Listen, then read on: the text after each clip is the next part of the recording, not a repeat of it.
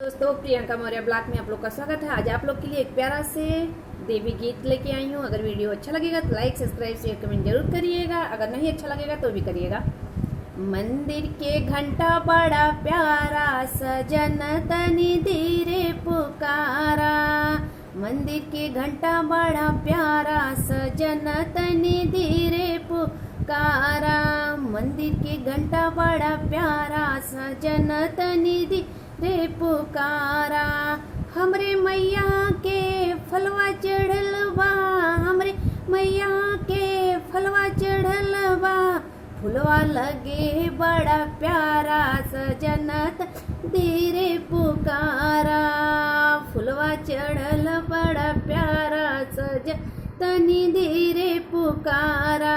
मंदिर के घंटा बड़ा प्यारा, सजन तनी धीरे पुकारा। मंदिर के घंटा बड़ा प्यारा, सजन तनी धीरे पुकारा।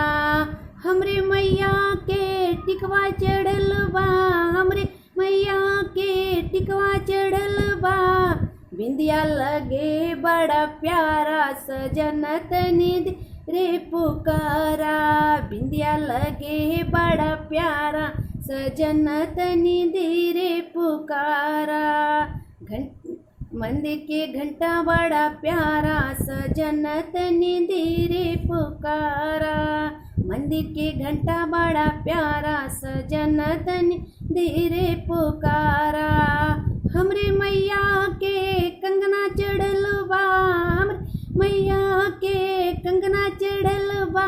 चूड़िया लगे बड़ा प्यारा, सजन तनी धीरे पुकारा।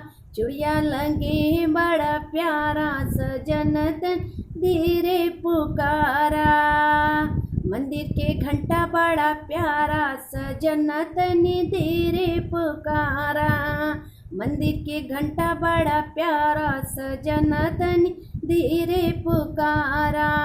हमरे मैया के चुनरी चढ़ल बा, हमरे मैया के चुनरी चढ़ल बा।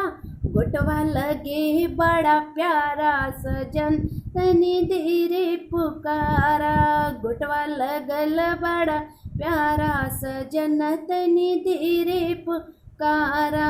मंदिर के घंटा बड़ा प्यारा, सजन तनी धीरे पुकारा। मंदिर के घंटा बड़ा प्यारा, सजन तनी धीरे पुकारा।